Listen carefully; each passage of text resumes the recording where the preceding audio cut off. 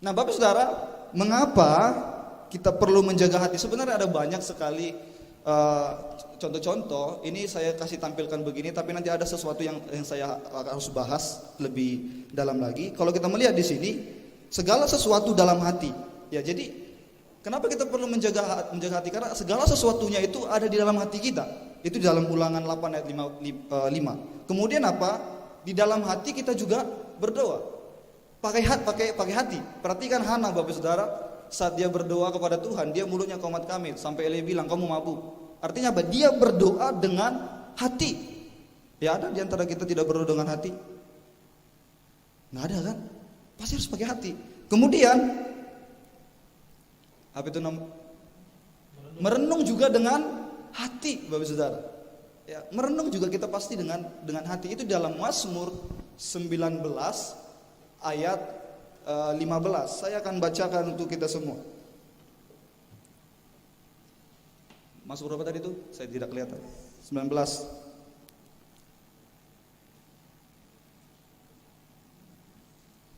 Sorry. Boleh bacakan satu orang lah, Bapak? Sorry, saya ini. Mazmur 19 ayat 15.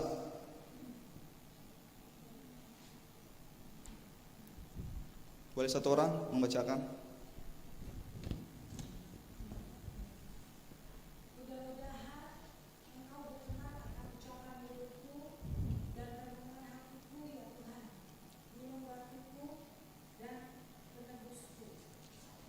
Ya, ada kan renungan hatiku.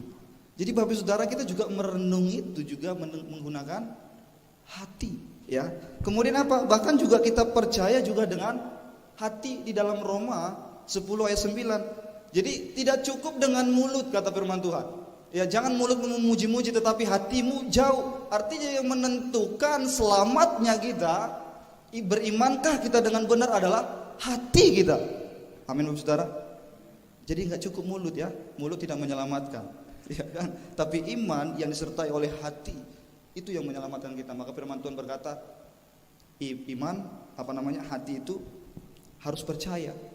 Dengan hati kita percaya, bahkan juga dengan hati kita ragu. Nah, Bapak Saudara, kenapa kita perlu menjaga hati? Nah, saya mau jelaskan ini. Boleh next, Pak?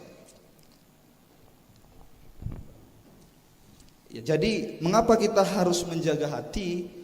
Karena kesuksesan kita ditentukan oleh hati kita. Ya, kalau dalam bahasa Inggrisnya your success in determined by your heart, gitu loh. Jadi kesuksesan kita itu ditentukan oleh hati kita. Saya kasih satu contoh, Bapak Ibu Saudara. Di dalam 1 Samuel 16 ayat 7 dikatakan, manusia melihat apa yang di depan mata, tetapi Tuhan melihat hati. Ya, saya ulangi sekali lagi, manusia melihat apa yang di depan mata, tetapi Tuhan melihat hati. Konteksnya ini adalah ketika Saul tidak berkenan lagi di hadapan Tuhan, maka Allah ingin mencari penggantinya, yaitu Daud. Ya, Allah ingin mencari pengganti Saul, yaitu Daud. Daud adalah seorang pengembala domba, dia tidak mempunyai keahlian apa-apa untuk memimpin raja. Bahkan juga saudara-saudaranya jauh lebih mempunyai kualitas fisik daripada Daud. Maka dibilang Tuhan, aku tidak melihat perawakan atau apapun, tetapi aku melihat hati. Itu yang disampaikan pesan kepada Samuel. Nah, Bapak Saudara, waktu Samuel datang melihat anak-anaknya Isai pada saat itu, Daud sedang tidak ada di situ. Ya, ini tunjukkan ini. Oh, ini anakku yang paling ini anakku ini. Apa dia bilang? Ada lagi nggak anakmu yang lain? Sepertinya bukan ini. Ada, tapi dia masih kemerah-merahan. Nah, coba itu dia. Siapa, Bapak Saudara? Daud. Jadi yang tidak dimiliki oleh saudaranya adalah apa? Hati yang benar-benar suci. Ya, Bapak Saudara, ya, aku melihat hatinya, dialah yang layak menjadi raja, menjadi pengganti Saul. Bapak Saudara, apa ini dalam kehidupan kita? Artinya Tuhan mempromosikan orang-orang yang mempunyai hati yang tulus. Amin, Bapak Saudara. Jadi kalau kita mau menjadi sukses, itu ditentukan oleh hati kita. Daud bisa menjadi raja karena dia mempunyai hati. Tuhan promosikan dia. Tuhan yang angkat dia. Karena apa? Karena hati, bukan karena yang lain.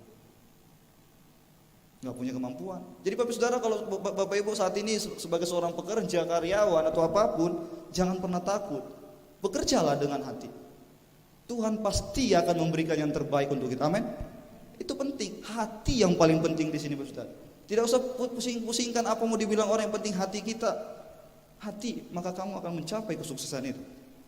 Ini bukan teologi kemakmuran ya Bapak Saudara ya. Saya jarang berbicara seperti ini, tetapi itu benar. Kemudian yang kedua berikutnya, next. Nah Bapak Saudara, mengapa kita harus menjaga hati kita? Karena iblis mengincar hati. Ya, ini yang harus kita waspadai sebenarnya Bapak Saudara. Iblis memang tidak dapat merebut kita di tangan Tuhan, tetapi ia dapat mencuri hati kita dan memporak-porandakan hidup kita. Ini yang harus kita waspadai. Salah satu contoh, boleh next Pak? Kita lihat ini contohnya. Kisah Kejadian Adam dan Hawa. Saya akan bacakan dalam Kejadian 3 ayat 6. Perempuan itu memandang bahwa buah pohon itu buah pohon itu baik untuk dimakan, tetapi dimakan dan sedap kelihatannya. Lagi pula pohon itu menarik hati. Ya, perhatikan ada kata hati, saya warnain itu agak warna kuning sebenarnya. Ya, menarik hati.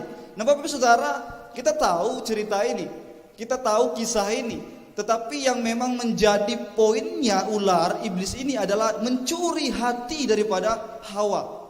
Supaya apa? Supaya dia tergoda, sehingga apa? Dia mau terjerumus oleh tipu muslihat iblis. Dan benar sudah Bapak Saudara, ketika dia sudah tertarik dengan buah itu, hatinya sudah melirik buah itu, maka dia apa? Dia makan buah itu, terjebak oleh iblis, dipengaruhi. Itu makanya Bapak Saudara, kita harus hindarin apa? Kemarahan, kedengkian, tawar hati. Itu semuanya tipu jahat iblis.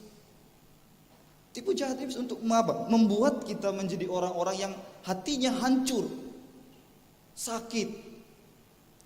Ya, kita harus berhati-hati dengan kata-kata dengan iblis ini, karena kita harus waspada. Makanya apa? Dengan segala kewaspadaan kita harus berjaga-jaga. Boleh next Pak?